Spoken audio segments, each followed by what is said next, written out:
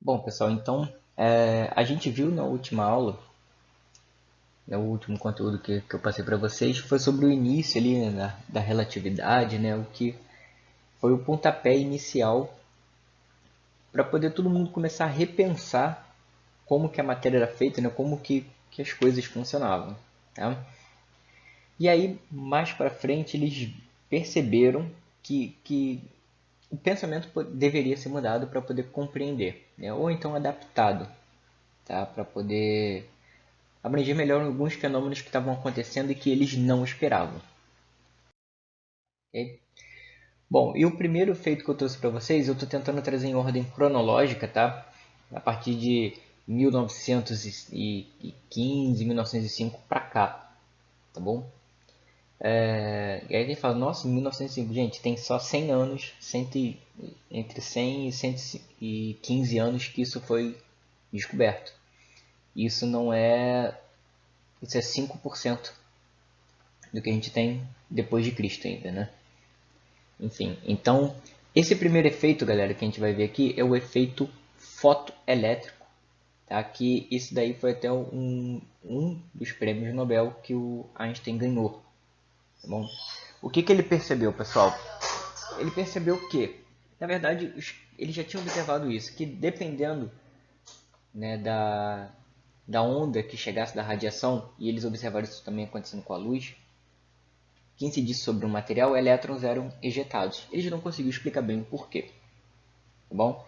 E aí depois Einstein, combinando alguns novos modelos que estavam surgindo, tal, ele chegou a essa percepção de que esse efeito que ele chamou de efeito fotoelétrico, tá, é a emissão de elétrons, tá bom, de uma superfície quando ele recebe luz. Então por isso fotoelétrico, emissão de fótons, tá bom? Aliás, chegada de fótons e emissão de elétrons, ok? Só que é o seguinte, pessoal, imagina, né, que eu tenho aqui ó, um elétron que está sendo ejetado porque ele recebeu radiação. A gente sabe que, né, a energia é quantizada, okay? Então tem que ter uma energia específica para poder um elétron, por exemplo, mudar de orbital, né, ele mudar de nível energético. Okay? Então ele precisa de uma energia mínima para isso acontecer. Se você der uma energia além, ele vai sair, né, de maneira mais acelerada, digamos assim, com maior velocidade, com maior energia. Tá?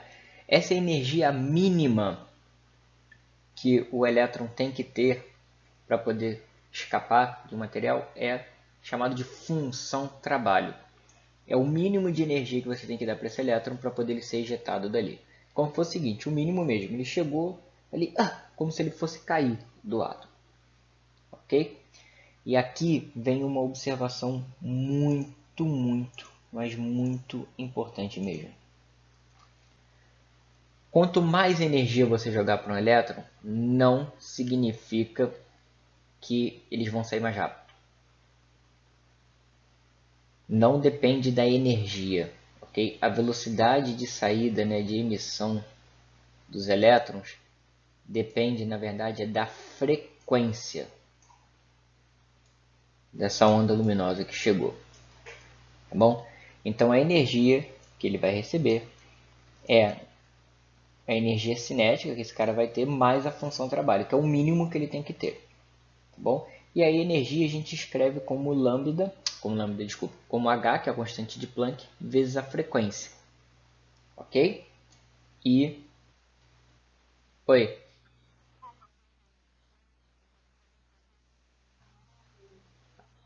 putz, sério, vou botar aqui de novo,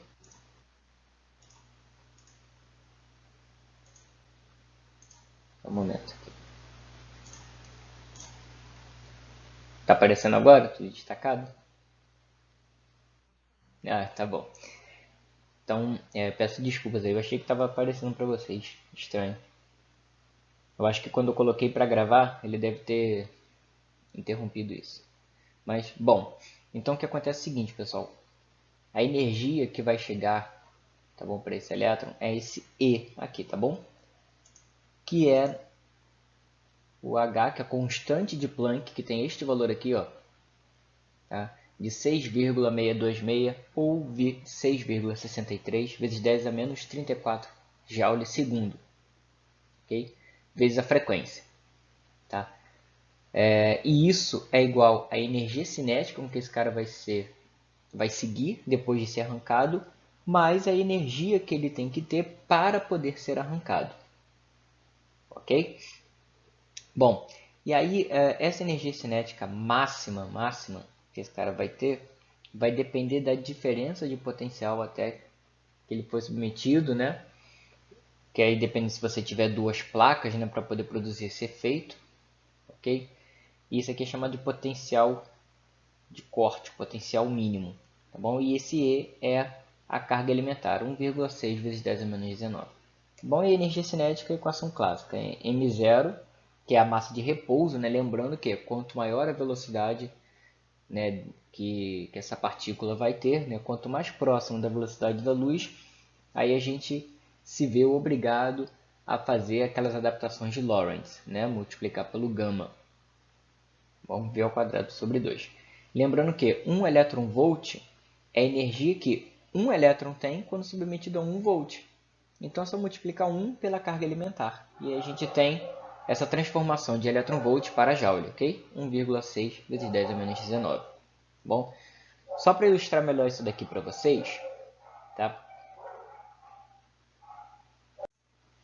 Então, vista a simulação lá, pessoal, só vocês perceberem, né, como que se eu jogo mais intensidade, mais energia, eu só arranco mais elétrons. A velocidade de ejeção desses elétrons vai depender da frequência da onda. Quanto maior a frequência, maior a velocidade de saída desses elétrons. Ok? Esse é o efeito fotoelétrico. E por que ele foi tão importante? Porque aqui, pela primeira vez, ele teve que considerar a questão de energia quantizada específica, lambda F. Tá? Então aqui começaram a juntar as peças e verem que realmente a luz tem aquele caráter dual, ora onda, ora partícula, ok? Dependendo do fenômeno, tá bom? E essas ilustrações estão mostrando isso, ó. Se eu jogar fótons, né, com uma frequência abaixo desse limite, não vão ter elétrons arrancados. Agora, se eu colocar uma frequência mais alta, eu começo a ejetar esses elétrons, ok? Bom, então vamos fazer um exemplo aqui, pessoal. Seguinte, uma luz de frequência de 1800 terahertz incide sobre uma placa de carbono. Aí está falando que a função de corte, então que a função trabalho, né, é de 5 elétron-volts. Eu quero saber a velocidade de emissão de um elétron que está sob essa condição. E aí ele deu umas condições para poder a gente aplicar, tá bom? Constante de Planck e a relação entre elétron-volt e Joule, ok? Bom, então eu vou pegar a carona lá daquela equação que eu apresentei para vocês, né, da energia, tá bom? Que a lambda F é igual à energia cinética máxima, né, que esse cara pode ter, mais a função trabalho. Lembrando, por que isso? Porque ele tem que ter um mínimo de energia para ser arrancado, que é a função trabalho, tá bom? E a outra parcela vai ser responsável pelo quanto de velocidade que esse elétron vai ter. Então, isolando aqui, ó, a energia cinética máxima, eu vou jogar a função trabalho para o outro lado e vou ter vou ter HF, que é a constante de Planck, vezes a frequência, menos a função trabalho, que é aquela energia mínima para o cara ser arrancado. Ok? Bom, então vou substituir aqui, pessoal, com os dados que eu tenho. Isolar a velocidade. A massa de repouso do elétron é 9,11 vezes 10 a menos 31. Ok? Então o 2 vem para cá multiplicando todo mundo, tá bom? E a massa vai dividindo. Então eu tenho 2 vezes a constante de Planck aqui, vezes a frequência, ó, 1800 terahertz. Tera é 10 a 12, né? Então está aqui. Menos a função trabalho, que é 5 elétron-volts. Só que 1 elétron-volt vale 1,6 vezes 10 a menos 19 joules. Então, multipliquei aqui para fazer esse fator de conversão, tá bom? E aí, a gente chega, tá, nesse resultadozinho aqui, que é aproximadamente 9,3, né, vezes 10 a quinta metros por segundo. Então essa seria a velocidade de ejeção e a velocidade com que esse elétron estaria sendo emitido. Okay? Alguma dúvida até aqui, pessoal? Tá tranquilo? Então, beleza. Olha só, então vamos avançar um pouquinho no tempo, pessoal. Agora a gente já está beirando ali os anos de 1920, tá? Entre 1915 e 1920. E aí Einstein já tinha proposto, né, já tinha falado, né, que olha, pode ter esse caráter dual, isso já tinha sido, né, comprovado, assim, já tinham observado essa diferença de comportamento, e aí eles só estavam alinhando a teoria, ok? E aí chegou um cara, né, com base nos estudos que Einstein estava apresentando à comunidade científica e ao mundo, um cara chamado de Broglie, ele apresentou uma nova forma de observar as partículas, ok? Ele falou, olha, se certas partículas como o elétron, né, que a liberação deles, a mudança de nível energético deles pode liberar o fóton, então eles também podem ter esse caráter dual. Então eles podem apresentar a mesma característica de uma onda, que é a transmissão de energia e momento linear. Então essa foi a sacada do de Broglie. Ele falou, bom, então, né, se os fótons surgem também dessa alteração de nível energético do elétron, então eles também podem ter esse comportamento e transferir energia e momento linear. Então, peraí, o que ele quis dizer com isso? Que cada momento linear tem associado a ele um comprimento de onda. Ou seja, toda partícula que se move tem associado a ela um comprimento de onda. Toda partícula que se move tem associado a ela um comprimento de onda. Ok? E aí, como que se dá essa relação? Lambda, que é o comprimento de onda de de Broglie, é h, que é a constante de Planck, dividido pelo momento linear, ou quantidade de movimento, né? Que é o que? A massa, no caso massa de repouso, vezes a velocidade. Bom, a gente pode resgatar também, considerar essa ideia aqui, ó, que P é igual... Aliás, deixa eu apagar aqui. Que a energia cinética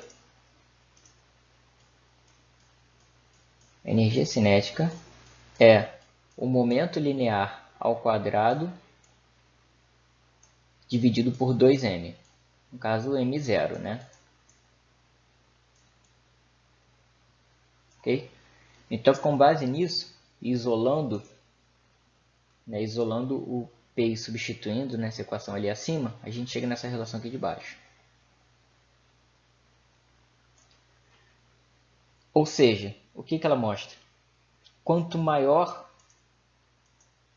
for a energia cinética dessa partícula, menor é o comprimento de onda associado a ela. Então, significa que ela tem uma alta frequência. Ok? Então, é com base nisso que muita gente acaba... Né, e aí eu não estou querendo entrar no mérito de discussão nem nada, cada um acredita no que quiser, né, claro. Que todos somos ondas. Só que, por que a gente não atravessa a parede, não faz certas coisas, né? Por conta do nosso comprimento de onda associado. Okay? Então, a princípio, se prótons e elétrons, né, podem se portar com esse caráter dual também aqui, ó, transferindo energia e momento linear também, e nós somos feitos de átomos que, por sua vez, possuem prótons e elétrons, então por que nós não somos considerados onda também? Então, tem isso daí é assunto para discutir pra caramba, né? Mas, só lembrando o seguinte, pessoal. Esse termo aqui que possui só essa velocidade e considera a massa m0, é para velocidades bem abaixo, né, não tão consideráveis em relação à velocidade da luz. Então, para valores já consideráveis, ou seja, né, a partir de 0,5 da velocidade da luz, a gente deve colocar o fator de Lorentz aqui, tá? O gama. então o momento linear passa a ser γ m0 vezes v. Então, galera, esse é o comprimento de onda de de Broglie.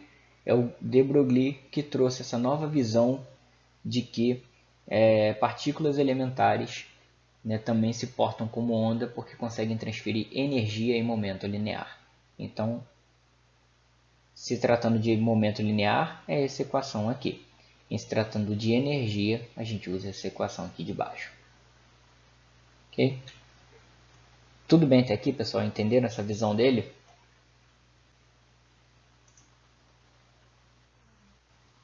Beleza. Então, e aí isso abriu um leque para um outro experimento que, se eu não me engano, foi feito em 1926, se não me falha a memória agora, 1920, entre 25 e 27, tá? Que teve um cara chamado Compton, que fez um experimento envolvendo feixes de raio-x. O que ele percebeu? Que, olha, ele injetou, jogou raio-x, pum, num alvo, tá? E aí o que aconteceu?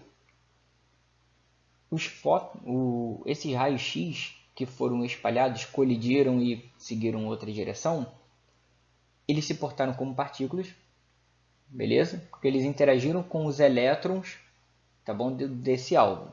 Se eu não me engano foi um alvo de carbono que ele usou, eu não lembro agora.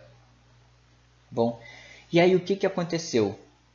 Quando esses raios aqui, ó, foram espalhados, beleza? E esses raios são, né, são compostos de fótons, ok? O que acontece? O comprimento de onda desses raios-x que foram espalhados variaram. Eles sofreram um aumento. Okay? Houve uma variação no comprimento de onda porque eles interagiram, colidiram com esse alvo. Okay? Então, os raios-x vieram, beleza? Interagiram com o elétron, foram refletidos. Pá! Isso aqui é como se fosse bola de sinuca, tá? Jogo de sinuca. Veio aqui, interagiu com esse cara e veio para cá. Então, isso só confirma tudo que já estava sendo visto desse caráter dual. Você emite eles, você faz experimentos de fendas, ele se comporta como uma onda, mas aí quando ele tem a oportunidade também de interagir como partícula, ele assim o faz. Tá bom? Então, o que de forma resumida, né? O que Compton observou aqui? Raio-x sendo espalhados como partícula, tá bom? E ainda assim transferiram energia e momento linear ao elétron. Ou seja, imediatamente antes da colisão é como se ele não portasse como onda, mas aí no momento da colisão ele foi uma partícula. E aí depois dessa colisão ele apresentou um comprimento de onda diferente, então voltou a se portar como onda. Tá? Esses raios-x. Então, a equação que vai determinar essa diferença de comprimento de onda, que é chamado de espalhamento de Compton, tá? Ou deslocamento de Compton, ok? Representado como delta lambda, é essa equaçãozinha aqui, pessoal. Ou seja, lambda', que é o comprimento de onda após esse espalhamento, né, após a colisão, menos o comprimento de onda original desse feixe, é igual a H dividido por M0C, que multiplica 1 menos cosseno de φ. Pessoal, eu sei que φ a gente viu lá como sendo função trabalho. Eu só estou colocando essa letra aqui novamente, que podia ser θ, podia ser alfa, podia ser beta. Ok? Eu só estou colocando φ aqui porque é realmente o que a maioria dos livros, a maioria das referências acabam utilizando. Então, eu não quis fugir muito disso para vocês não notarem tanta diferença. Ok? Então, o que acontece aqui? Ó? Esse termo, pessoal, vocês lembrarem do que a gente acabou de ver, ó, eu tenho H sobre M0 vezes C. M0C, C é o que? É velocidade. Então, M0C é um momento linear. né? E se a gente for pegar o comprimento de onda de de Broglie que a gente acabou de ver, então isso daqui, ó, é o comprimento de onda de de Broglie associado a esse espalhamento côncavo, tá? E aqui olha só a curiosidade. Dependendo da direção com que esse raio aqui, ó, o que passou, né, o de comprimento lambda linha, o que foi espalhado, dependendo da orientação que ele tenha, ele vai apresentar valor maior ou menor. Olha só, então imagina que condição, o raio-x está se aproximando do elétron, ok? Beleza. Com um ângulo de 0 graus, passando direto, ó, cosseno de 0 é 1. 1 menos 1, 0. Então tudo isso zera, representando o quê? Que não tem esse deslocamento côncavo, então ele não tem variação no seu comprimento de onda. Então, o que acontece? Se não tem variação, significa que nenhuma energia foi passada para o elétron. Então esse raio-x passou direto e não excitou o elétron. Ok? Agora, para qualquer outro ângulo aqui de espalhamento, eu já vou ter uma variação. E quando que essa variação minha vai ser máxima? Essa variação vai ser máxima quando o cosseno assumir valores negativos, né? No caso, menos 1. Por quê? 1 menos menos 1, o menos com menos vira mais, então vou somar. Vai dar o dobro do comprimento de onda inicial. Ou seja, quando o raio-x, né, vai ter um espalhamento de 180 graus, ou seja, ele é retroespalhado, significa que houve máximo de energia transferida e o elétron vai ser ejetado com o seu valor máximo de energia. Okay? Então, quando ele bate e volta, é quando o elétron adquire maior energia. E é bem semelhante ao que acontece no caso de uma colisão de bola de sinuca. Né? Você está jogando sinuca, a bolinha bateu, okay? E no caso lá, né, por conta de efeitos dissipativos, enfim, uma para e outra segue. Aqui, quando o raio-x volta, ele volta com um comprimento de onda que é 2 vezes o comprimento de onda inicial dele. Tá bom? Então esse é chamado espalhamento Compton. É uma variação no comprimento de onda do raio-x que foi espalhado devido à interação com o elétron. Bom, isso é chamado efeito Compton. Alguma dúvida aqui, pessoal?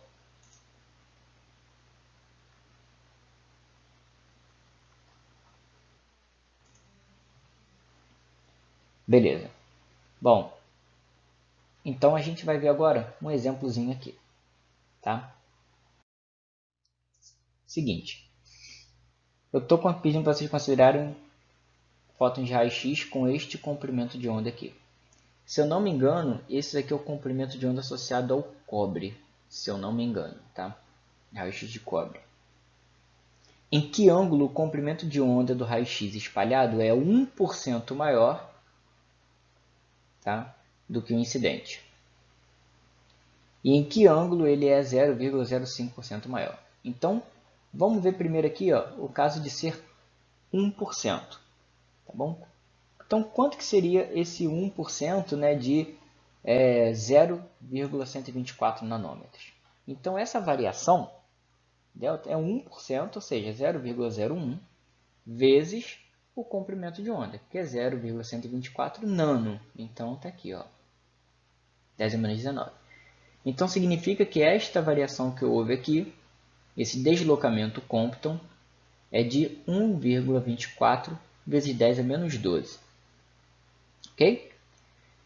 Então, agora eu vou pegar a equação, tá, lá do espalhamento Compton, que diz que delta lambda é igual a constante de Planck dividido por m0c, que multiplica 1 menos cosseno de φ, tá? Que é o ângulo de espalhamento que ele está pedindo. Então, vou isolar esse cosseno, tá bom? Cosseno de φ é igual a 1 menos o deslocamento Compton dividido por a constante de Planck dividido por m0c, tá? Agora eu vou substituir todos os dados, ó. Delta lambda aqui, a constante de Planck aqui, a massa de repouso do elétron e a velocidade da luz. Ok?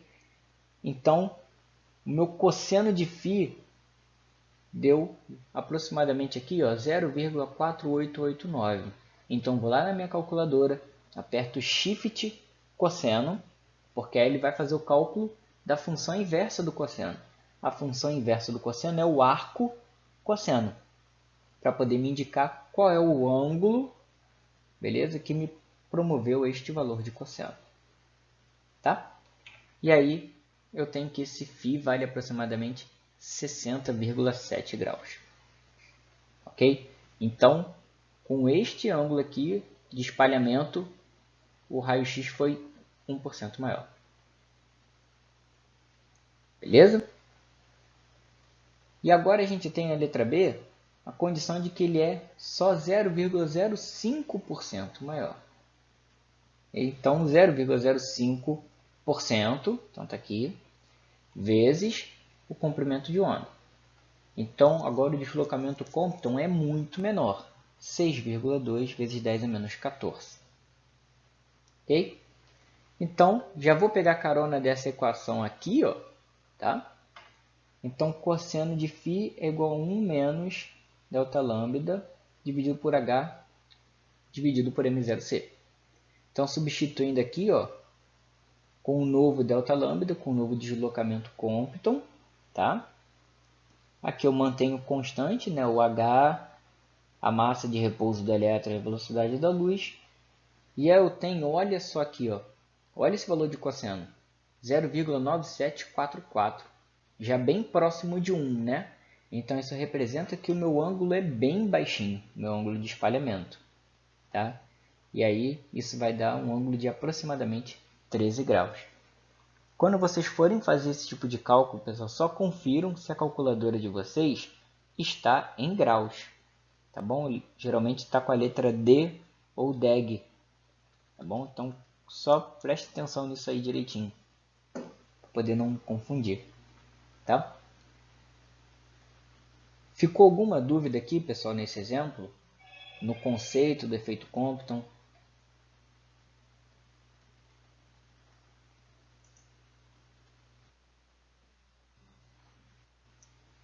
Então tá bom, vou acreditar em vocês e vou seguir. Bom, pessoal, então agora a gente continua avançando, tá, na nossa linha temporal. E agora a gente vai para algo mais um pouquinho profundo, digamos assim. Os caras estavam começando a trabalhar. Bom, já que é uma onda, né, essas partículas aí esquisitas podem ser também onda, vamos considerar que é onda e vamos avaliar várias condições. E aí foram dois caras que trabalharam mais ou menos na mesma época que deram uma representatividade muito grande para a quântica. Um deles é Heisenberg e o outro é o Schrödinger.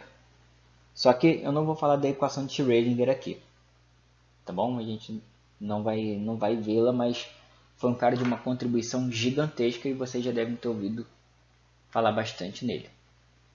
Tá? O que a gente vai ver aqui é chamado princípio da incerteza de Heisenberg. Tá bom? Através de cálculos, ele verificou que era impossível você saber simultaneamente a localização de uma partícula e saber o seu momento linear, ou seja, saber a sua velocidade e sua direção de movimento. É impossível saber isso simultaneamente. E mais, quanto mais você conhece de uma coisa, menos você sabe da outra. Ok? Isso é normal que a gente vê da vida, né? Quanto mais você se especializa em saber algo, mais você desconhece de outras coisas, né? Então, em 27 ele propôs isso, que é impossível determinar de maneira simultânea, né, saber ao mesmo tempo a posição de de uma partícula e o seu momento linear. Então, aqui nessa figurinha eu estou mostrando isso, pessoal, nesse GIF. Tá? Conforme eu tenho essa precisão aqui, ó, de posição, ele podia estar aqui, podia estar um pouquinho mais aqui embaixo, tá vendo?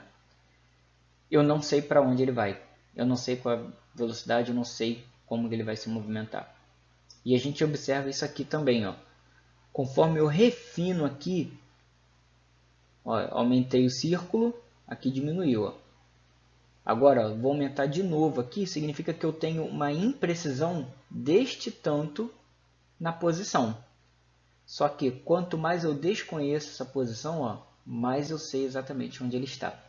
Aqui, ó, para onde ele veio. Tá bom? Então é isso que representa esse GIF. Tá? Bom, e como o momento linear está associado com a energia, a gente também acaba tendo uma relação de incerteza com a energia que essa partícula vai ter. Em que sentido? Bom, eu posso saber o quanto de energia que, por exemplo, um elétron ganhou, mas eu não sei quanto tempo é que ele vai permanecer naquele estado antes de voltar para a sua órbita inicial. E vice-versa. Se eu sei quanto tempo que o elétron levou para essa transição, eu não sei com precisão o quanto de energia que ele recebeu. Tá bom? Então esse é o princípio da incerteza de Heisenberg. Tá bom? Onde esse ΔX, isso eu estou considerando uma única coordenada, né? Podia ser ΔY, podia ser ΔZ. Tá? Então ΔX, que é essa incerteza, né, da componente x da posição, vezes a incerteza da componente x do momento linear dele, tem que ser igual ou maior do que uma constante que a gente chama de h cortado, porque ele tem um corte aqui. E o que é esse h cortado? Esse h cortado nada mais é do que a constante de Planck dividido por 2π. É uma constante dividido por outra constante. E aí o que isso vira? Uma nova constante. Aí chama de h cortado. Ok? E aí a incerteza da energia multiplicado pelo quanto que eu tenho de imprecisão no tempo que levou da transição tem que ser maior ou igual a esse h cortado também. Okay? Então esse é o princípio da incerteza de Heisenberg, pessoal. Eu não consigo saber simultaneamente onde a partícula está e o seu momento linear, ou seja, para onde ela vai e qual é a velocidade dela. E de maneira semelhante, eu não sei quanto tempo que uma partícula vai permanecer naquele estado se eu souber com muita precisão a energia que ela ganhou. Tá? E vice-versa. Ok? Pessoal, alguma dúvida aqui nesse conceito? Nesses conceitos, né, no caso.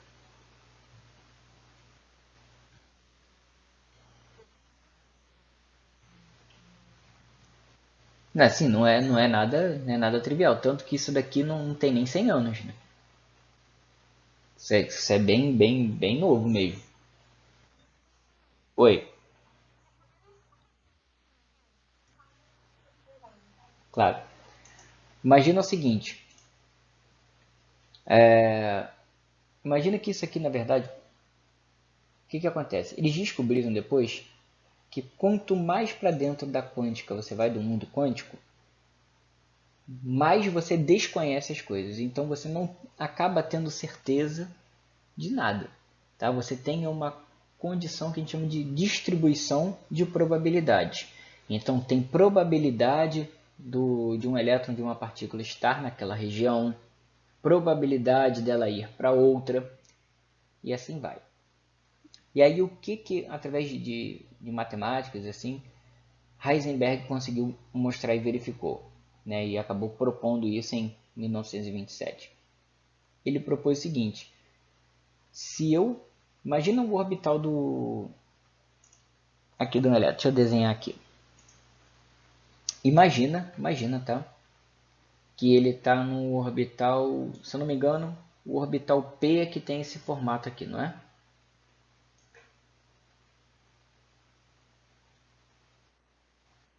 Sim, né? Ok. Então imagina o seguinte: Se isso é um orbital, S significa que o elétron pode estar em qualquer lugar aqui. Correto? Ok. E o que esse princípio, né, que Heisenberg propôs determina?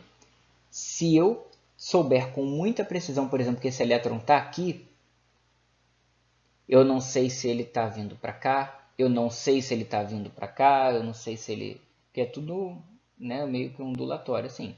Então, não sei se ele está indo para cima, um pouquinho, para baixo, não sei para onde que ele está se movendo. E de maneira análoga, se eu sei, né, que olha, esse cara está vindo para cá, está vindo fazer esse movimento aqui assim, ó. Eu não sei se ele estava aqui, eu não sei se ele estava aqui, mais um pouquinho aqui acima, um pouquinho aqui abaixo. Entendeu melhor? Nada. Então, ó, quanto mais precisão eu tenho de algo, lembrando que isso aqui é uma constante. Então, se esse cara é muito grande, aliás, se esse cara aqui é muito pequeno, ou seja, eu sei com muita precisão onde esse cara está, isso daqui tem uma variação muito grande. E vice-versa. Então, ou eu sei onde a partícula está, ou eu sei para onde ela vai e com que velocidade vai. Ou eu sei o quanto de energia que uma partícula ganhou, ou eu sei quanto tempo que ela levou para realizar uma transição. Ou seja, quanto tempo que ela permaneceu naquele novo estado. Bom, então esse é o princípio de Heisenberg. Melhorou, pessoal? Conseguiram compreender melhor? Querem que eu repita mais uma vez? Tente outra abordagem? Fiquem à vontade.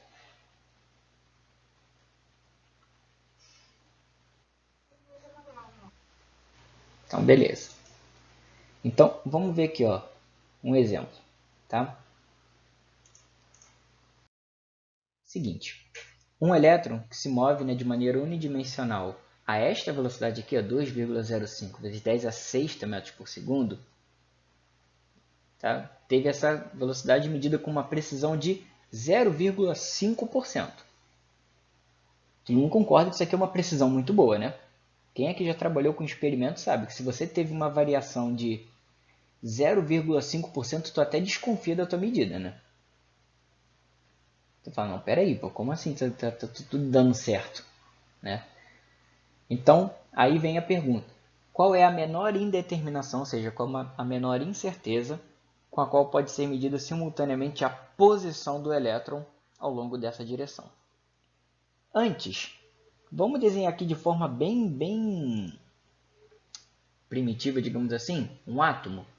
Então aqui está o átomo, né, o núcleo dele, tá bom? Aquela representação clássica. E aqui está a eletrosfera, né? Aqui e aqui. Por exemplo, tá?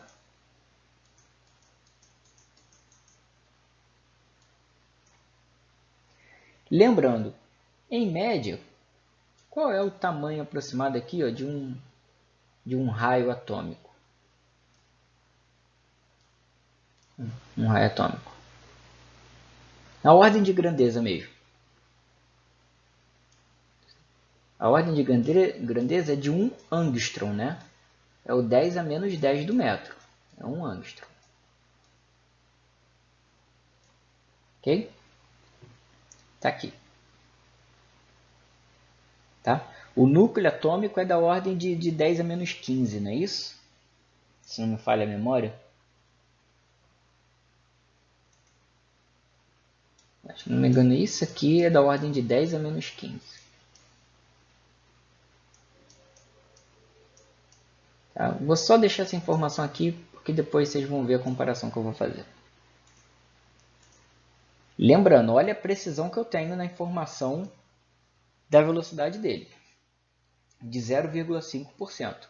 Bom, se eu tenho essa precisão na medida da velocidade, né, o princípio da incerteza ela trata do que? Do momento linear. E o momento linear é o que? É a massa vezes a velocidade. Então, a incerteza que eu vou ter do meu momento linear vai ser de 0,5%. Então, 0,005 vezes o momento linear de um elétron que se move a essa velocidade. Então, 9,11 vezes 10 a menos 31, que é a massa de repouso do elétron, vezes 2,05 vezes 10 a sexta, né? Então, o que eu estou tendo de incerteza do meu momento linear desse elétron é isso aqui, ó, 9,35 vezes 10 a menos 27. Bom, pegando lá da equação da incerteza de Heisenberg, a incerteza, né, a imprecisão da posição vezes a imprecisão ou a incerteza do momento linear tem que ser maior ou igual a h cortado. Bom, só que eu não quero maior ou igual, eu quero saber tipo a menor. Então a menor indeterminação eu vou forçar para o caso que ele é aproximadamente igual. Ok? Então eu forço que é igual. Tá? Então meu ΔX, que vai ser a incerteza da minha posição, vai ser o h cortado dividido pela incerteza do momento linear, que eu calculei aqui. O h cortado eu já tinha mostrado para vocês antes, né, o valor da constante, 6,626 vezes 10 menos 34. Okay? Então, fazendo esse cálculozinho, pessoal, olha só o quanto que deu aqui. 11 nanômetros. 11 nano. Aí depois ele fala, Jason, ok, 11 nano, né? Ainda é muito pequeno. Então, por que você está tão meio que eufórico assim, está comentando isso? Porque olha só o tamanho do núcleo atômico. Tamanho do raio. O que que isso significa? 11, por conta desse número aqui, né? 11 nano, 11 nano, né? 11 vezes 10 menos 9, significa que a imprecisão que você não tem da localização dele é de cerca de 100 vezes o núcleo. Então, ou seja, com uma precisão de 0,5%, 0,5% do movimento de um elétron, você não sabe se ele pertence a um átomo ou 99 átomos à frente. 90 e poucos átomos à frente aí. Olha só o tamanho disso aqui, o erro. Tá bom? Conseguiram agora, com esse exemplo, ter noção do quanto que isso representa? Do que isso traz?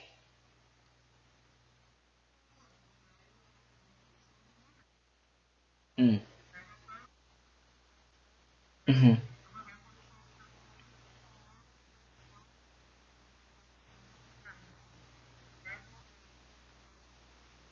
Isso é a massa do elétron.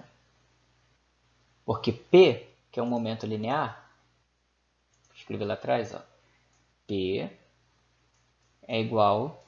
O P é um momento linear, massa vezes velocidade. Então, nesse caso, é a massa de repouso do elétron vezes a velocidade dele.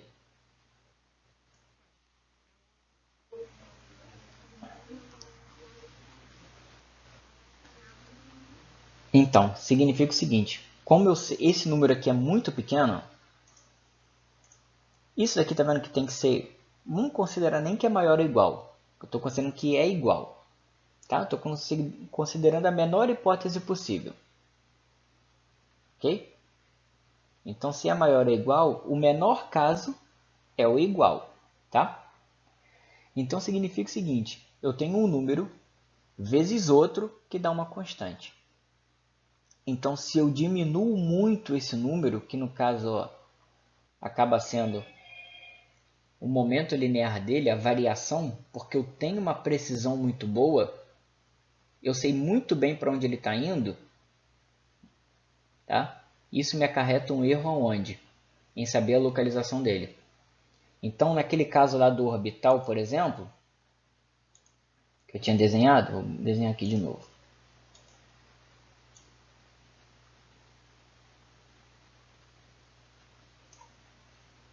Ok?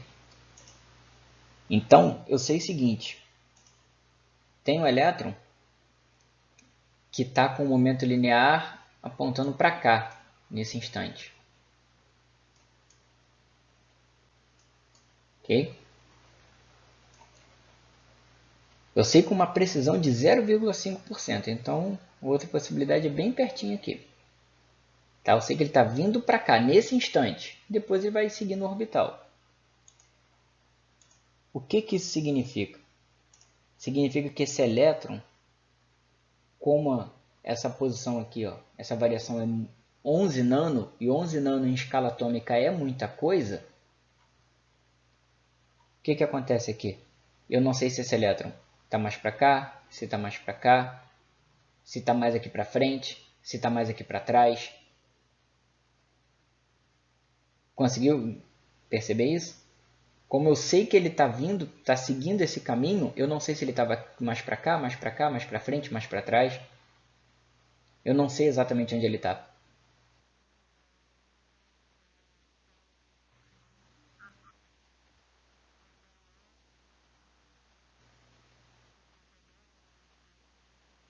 Não, isso aqui foi só um... Pode falar. Isso aqui foi só uma comparação que eu fiz, para vocês terem noção do quanto que isso representa em escala atômica. Tá? Aqui, o que isso quer dizer é o seguinte, como eu sei com muita precisão para onde ele está indo, ou seja, a sua velocidade, o seu momento linear, eu não sei exatamente onde ele está. Eu sei, tem algo vindo para a direita. Onde que esse algo está? Mano, eu não sei. Pode estar 50 metros à frente, 50 metros atrás.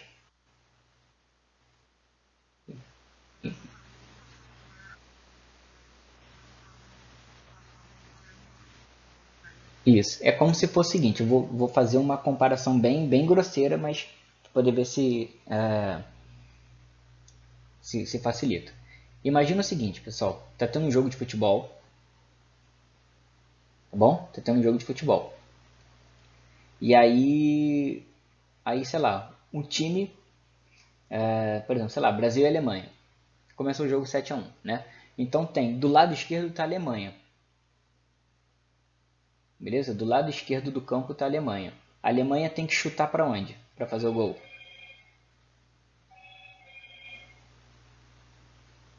A Alemanha está do lado, tem que chutar para direita. Para direita. Onde que está o jogador?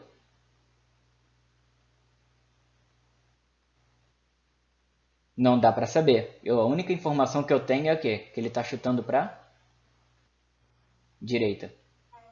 Então eu sei o momento linear. Eu sei que tem que apontar lá para direita. Só que como eu sei disso, e eu sei mais ou menos ali a região do gol, eu não consigo saber onde que o jogador está. Agora, entendeu? Agora eu digo para você, olha, tem um jogador que tá na grande área. Na pequena área, vou até botar assim, na pequena área. Então, em relação ao tamanho de um campo de futebol, eu limitei bastante para vocês. Eu tô com uma precisão boa, não tô? Ok. Quero saber o seguinte. Aí tem alguém ali que está com a bola. A bola está sendo chutada para onde?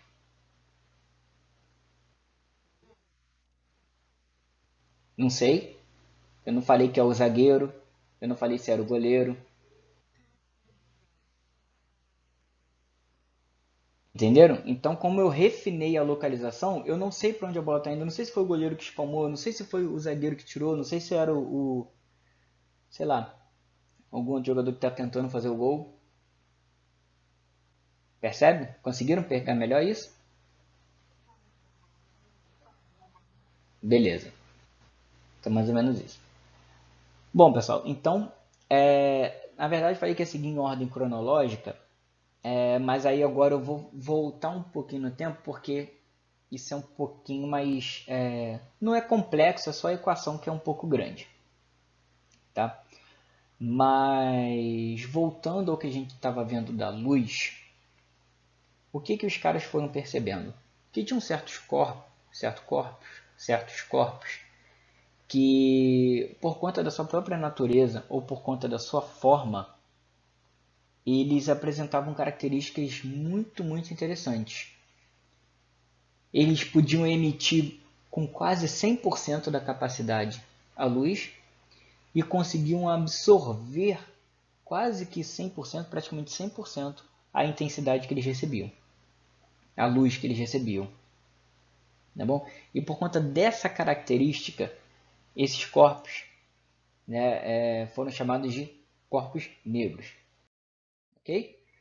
E aí, o que é um corpo negro? É um corpo, tá bom, cuja a superfície dele possui um comportamento ideal de quê? De emissão e absorção de todos os comprimentos de onda do espectro eletromagnético.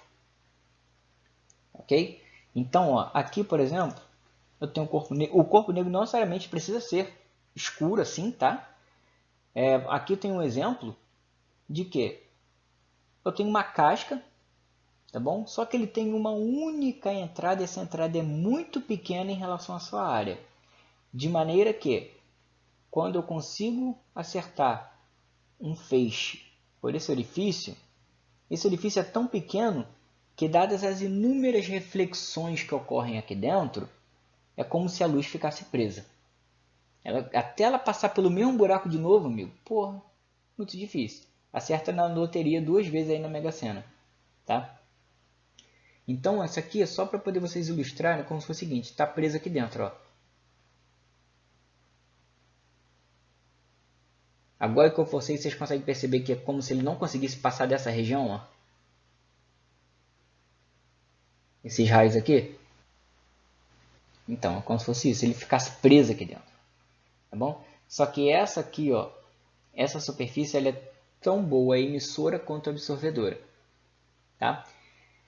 E aí no caso de uma emissão, a intensidade dessa emissão é dada por essa equação aqui, ó.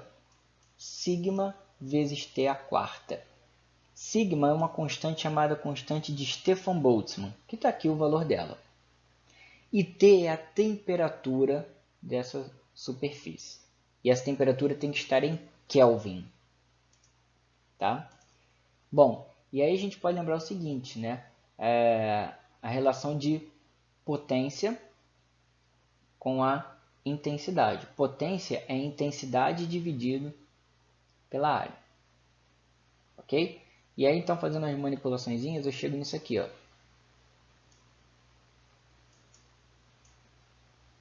Só substituindo, né? Eu chego nessa relação aqui, ó. Que a potência é a emissividade, que no caso de um corpo negro, essa emissividade vale 1, porque é o 100%, né? Esse 1 representa isso. O quanto que ele emite? Ele emite 100%, então é a emissividade de 1. Se fosse um corpo com 50% de emissão, esse meu epsilon aqui, a minha emissividade, seria de meio. Tá? Constante aqui, ó, de Stefan Boltzmann. A área, ok, desse corpo aqui, da superfície dele, vezes a temperatura a quarta. Por que surge a temperatura aqui? Vamos lembrar lá de Física 2. O que seria a temperatura?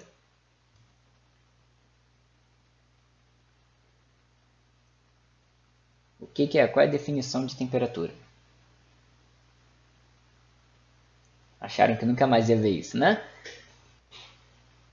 Bom, o que é a temperatura? Temperatura, pessoal, é a medida do grau de agitação das moléculas. Ok? Então, olha como que a intensidade depende da temperatura. Depende a quarta potência. Quarta potência. Então, se você tem uma superfície e você dobra a temperatura dela, a temperatura desta superfície, o que vai acontecer com essa intensidade? 2. A quarta vai dar 16, então a intensidade dela vai ficar 16 vezes maior. Se você triplica essa temperatura, a intensidade vai ficar 81 vezes maior. Então ela é muito sensível à temperatura. E lembrando, o que é temperatura? É uma medida do grau de agitação das moléculas. Então, espera aí. Se as moléculas estiverem muito agitadas, imagina a onda que está chegando. Uma onda luminosa, tá? Vamos lá. Onda luminosa não, qualquer radiação eletromagnética. Ondas de alta energia têm associado a elas o quê? Uma alta frequência, né? Porque que é a energia, é igual a H, que é a constante de Planck, uma equação que a gente viu hoje. É igual a H vezes a frequência. Então, quanto maior a frequência, maior é a energia. Ok? Então, por isso que a radiação no ultravioleta ela é muito perigosa, porque ela tem uma frequência altíssima. Altíssima. Então, ela tem uma energia altíssima. Agora, vamos parar para ver. Espera aí, se a intensidade depende da temperatura a quarta, vamos comparar aqui, ó. Frequência significa quantidade, né, de repetições de oscilações que ocorre por segundo. Então, concordam que temperatura e a frequência podem estar ligadas, né? Quanto mais uma molécula está agitada, uma superfície está agitada, significa que ela oscila mais, que ela está muito mais agitada, ela está vibrando mais. Então, se ela vibra mais, ela tem mais frequência. Se ela tem mais frequência, ela tem mais energia. Ok? E aí, o que acontece? Os caras começaram a ficar assim, peraí, se isso tudo que a gente está vendo aqui é verdade, as radiações no ultravioleta são extremamente perigosas. Vai chegar um momento em que elas vão acabar destruindo tudo. Porque se depende, né, dessa agitação toda, ainda mais os raios cósmicos que estão vindo aí com uma frequência absurda, né, raios gama, etc. Isso é muito perigoso, muito perigoso. E aí os caras foram percebendo que quanto maior era a frequência, ou seja, quanto mais eu mudava o meu comprimento de onda, isso interferia muito na minha intensidade. Ok? Então a onda se tornava muito mais perigosa. Só que aí os caras perceberam que não era algo tão, digamos assim, trivial. Por quê?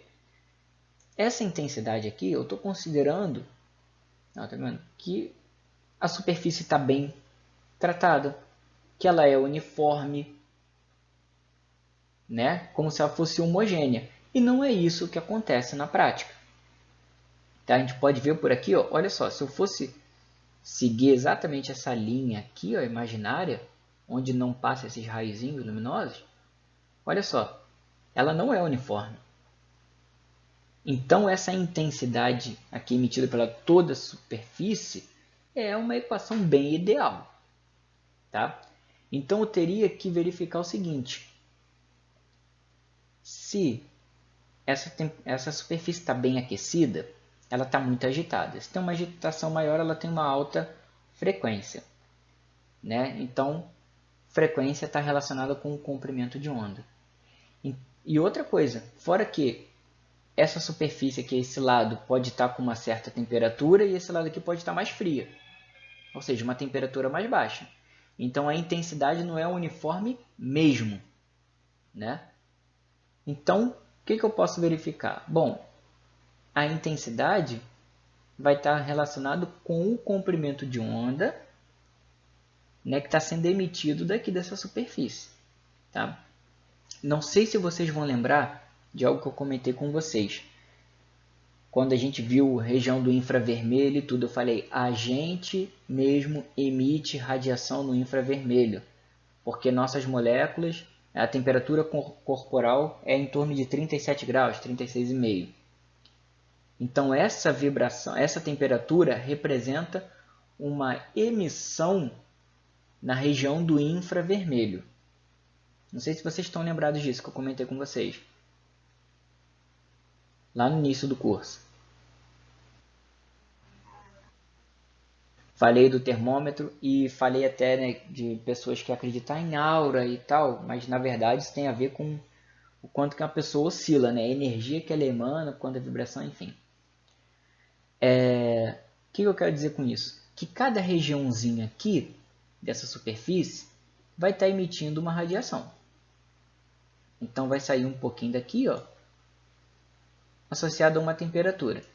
Então aqui ela pode ter uma temperatura e associada a isso um comprimento de onda. Esse camarada que está desse lado,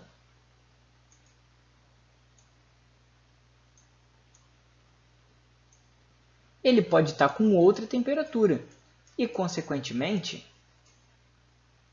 outro comprimento de onda. Tá? Vou botar aqui, ó, linha, linha. Então, cada parte dessa pode ter sua própria temperatura e emitir outro comprimento de onda. Tá?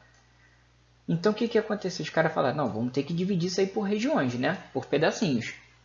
E aí, a emissão de cada partezinha aqui da superfície foi batizada de emitância espectral. Ok? E aí, essa emitância espectral é representada com um I lambda. Por quê? Vai ser o quanto que ela vai emitir, a intensidade associada àquele comprimento de onda. Tá? E aí, antes, na verdade, se acreditava, né, pela equação lá prevista, né, a temperatura quarta, então achavam que aqui no denominador era o quê? Lambda a quarta. Só que se fosse lambda quarta, quando você chegasse na região do infravermelho aqui, infravermelho significa... infravermelho não, desculpa. No ultravioleta é uma alta frequência. Se é alta frequência, significa que o comprimento de onda é baixinho.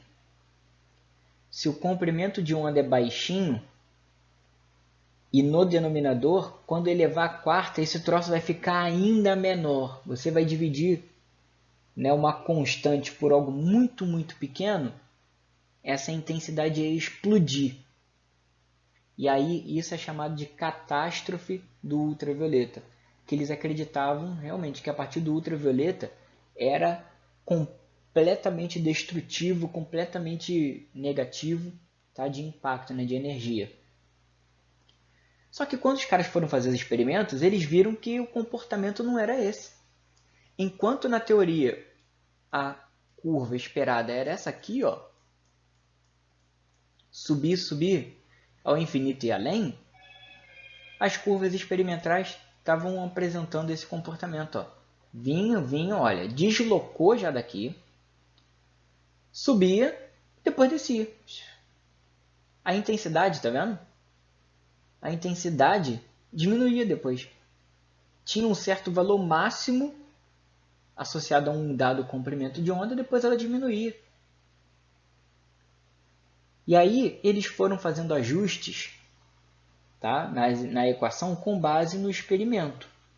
E além disso, eles descobriram o seguinte: para cada temperatura que essa superfície tinha, esse pico aqui, ó, de comprimento de onda era deslocado. E, consequentemente, a intensidade também variava. Então, ou seja, aquela equação que antes o cara achava que era lambda quarta, teve um carinha chamado Planck que conseguiu apresentar a equação que se encaixou muito bem com as curvas experimentais. E sim, gente, foi basicamente tentativa e erro, tá? Lembrando que naquela época não tinha Excel, não tinha Origin, não tinha nada para poder você plotar a equação que se encaixa aquela curva. Então era no braço, né? Foi no braço. E aí essa equação, pessoal, da emitância espectral é isso aqui que se usa, tá? Essa equação aqui foi obtida por Planck, tá? E aí o que a gente observa aqui, ó? Que quanto maior a temperatura da superfície desse corpo, mais o pico de comprimento de onda. O que é esse pico de comprimento de onda? É o comprimento de onda que apresenta maior intensidade, tá? Quanto maior a temperatura, mais esse pico aqui, ó, esse comprimento de onda máximo, se deslocava para a esquerda. Ou seja, ia diminuindo, ó. Conforme eu aumento a temperatura, eu vou diminuindo o comprimento de onda. Por quê? Eu acabo aumentando a frequência. E aí lembra que eu comentei com vocês? Olha, então tem uma relação entre temperatura e frequência, né? é porque inversamente está ligado com o comprimento de onda. E essa relaçãozinha é dada por isso aqui, ó, uma constante. O comprimento de onda máximo vezes a temperatura, o comprimento de onda que apresentou o máximo de intensidade daquela superfície vezes a temperatura daquela superfície é igual a essa constante aqui, ó, 2,989 vezes 10 a menos 3 metros vezes Kelvin. Isso é chamada lei do deslocamento de Wien, porque foi Wien que percebeu isso. Conforme a temperatura ia aumentando, o comprimento de onda ia diminuindo sempre nessa proporção aqui. Ok? Então, esse é o ajuste, né? Essa é a medida de intensidade que a gente faz, porque a intensidade, na verdade, está dependendo de cada comprimento de onda, e cada comprimento de onda está associado à temperatura da superfície, através da lei do deslocamento. Tá? E aí, se eu quiser saber qual é a intensidade total desse meu corpo negro, é essa equação aqui, ó. Integral, né, de zero de variação até o máximo de variação, que ele joga lá para infinito, né, da emitância espectral com comprimento de onda. Okay? Só que em linhas gerais, o que acaba se tornando? Simplesmente você multiplicar a emitância espectral, que é o I lambda, vezes a variação do comprimento de onda, o intervalo que você está medindo ali. Tá? Porque a gente também não consegue ter uma precisão. Por exemplo, o vermelho. O vermelho é de 700 nanômetros até em torno ali de 600. Então tem uma diferença de 100 nanômetros de comprimento de onda. Né? Por exemplo, o verde. O verde é em torno do 500 a 580. Então já tem um delta lambda de 80. Tá? E assim vai para cada caso. Ok? Então, só tentando resumir aqui, pessoal. Corpo negro é um corpo que apresenta uma grande absorvidade e uma grande emissividade. Tá bom? Só que a intensidade que esse corpo vai emitir não é algo homogêneo. Né? Cada região dele pode estar a uma temperatura e associada a isso um comprimento de onda diferente. E para cada comprimento de onda, a intensidade vai ser diferente. Ok? Então, a lei do deslocamento de Wien, através dela eu consigo, né, determinar qual é o comprimento de onda que vai me dar a máxima intensidade, sabendo a temperatura dessa superfície. Okay? E aí, sabendo esse comprimento de onda de máxima intensidade, eu consigo saber qual é a emitância espectral que eu tenho ali, tá bom? E aí então eu consigo saber qual é a intensidade que todo aquele corpo emite. Então, geralmente, essa é a sequência para se determinar a intensidade total de um corpo. Primeiro eu uso a lei do deslocamento de Wien, para poder saber qual é o lambda máximo. Tá? Depois, eu pego esse valor e jogo aqui na minha emitância espectral. Depois, eu pego e jogo aqui, ó,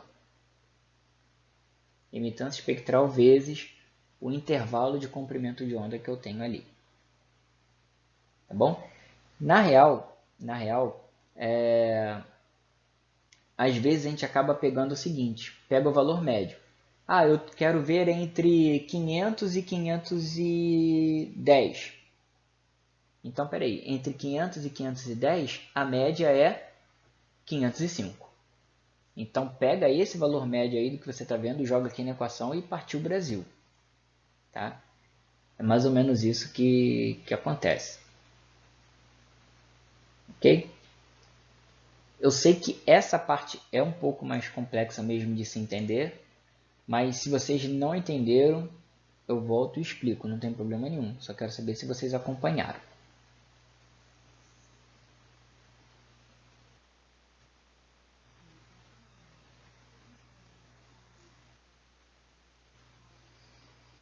Tá bom, então só porque você falou, vamos fazer um exercício aqui agora.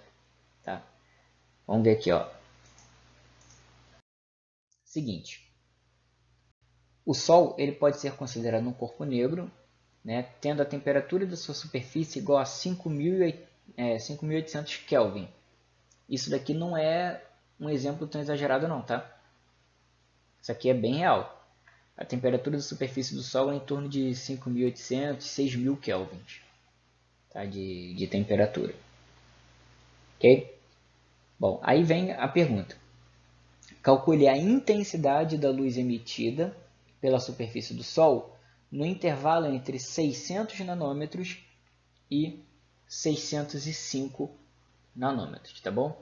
Nessa região ali, ou seja, no vermelho, tá? Na região ali do vermelho, tá? O vermelho quase alaranjado ali, tá?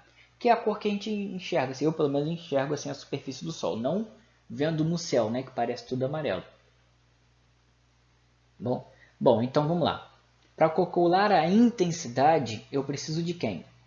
Eu preciso saber a emitância espectral e preciso saber qual é a variação de comprimento de onda. Ele está pedindo para que intervalo? Entre 600 e 605. Então, qual é a variação de comprimento de onda que eu tenho aqui? A variação de comprimento de onda é de quanto? 605 menos 100, menos 600. Isso vai dar 5 nanômetros. Tá bom?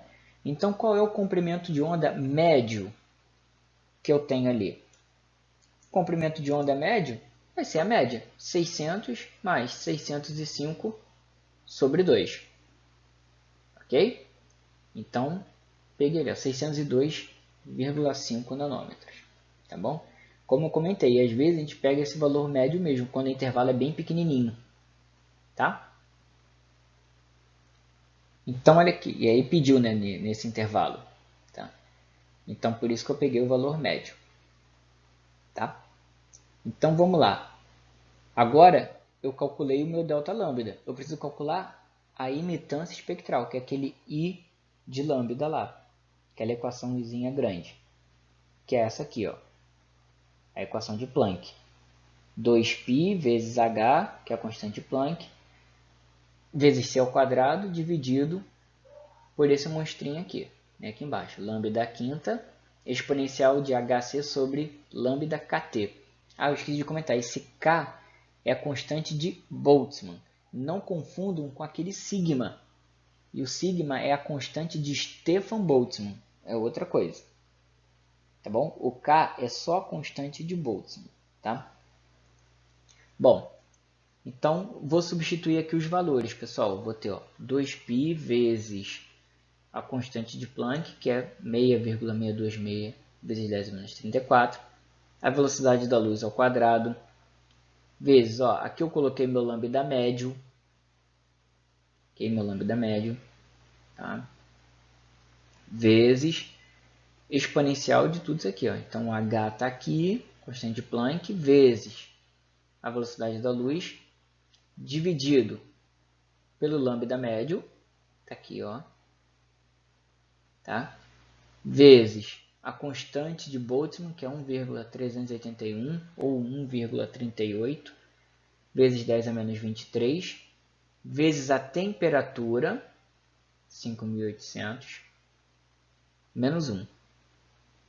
Ok? E aí, resolvendo esse monstrinho aqui, ó, aí vocês podem fazer isso aqui separado e depois voltar na equação, tá? Não tem problema nenhum.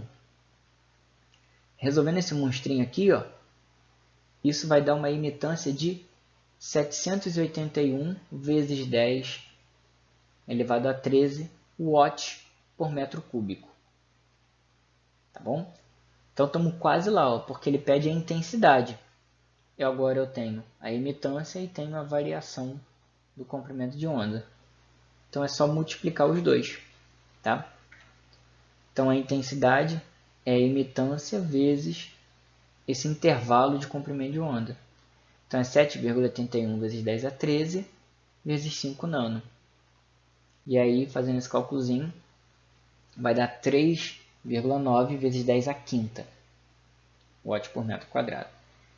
Jason, por que você não usou aquela lei do deslocamento de Wien? Porque a lei do deslocamento de Wien vai me dar o meu lambda com o máximo de intensidade. Ok? E aí o problema não pediu qual é o máximo de intensidade. Se o problema pedisse o máximo de intensidade, aí eu teria que usar a lei do deslocamento de Wien para descobrir o lambda máximo, ok? E aí jogar na minha equação. Ok? E aí eu teria que ter um outro intervalo, né? Porque esse aqui não é o valor máximo, tá? Por incrível que pareça, o máximo de intensidade que a gente tem para essa temperatura da superfície do Sol ocorre para um comprimento de onda que é perto do verde. Tá? Bom, pessoal, então esse é o passo a passo. Tá? Quando ele não falar de intensidade máxima, eu pego e trabalho com o intervalo que ele me deu. Okay? Então, peguei, vi esse delta, calculei o valor médio, eu descobri o comprimento de onda, joguei na equação da emitância, calculei o valor dessa emitância e multipliquei pela variação, delta lambda. Tá? Então, esse é basicamente o passo a passo que se tem que fazer. Okay? Ficou alguma dúvida aqui, pessoal, no entendimento do conceito, do passo a passo?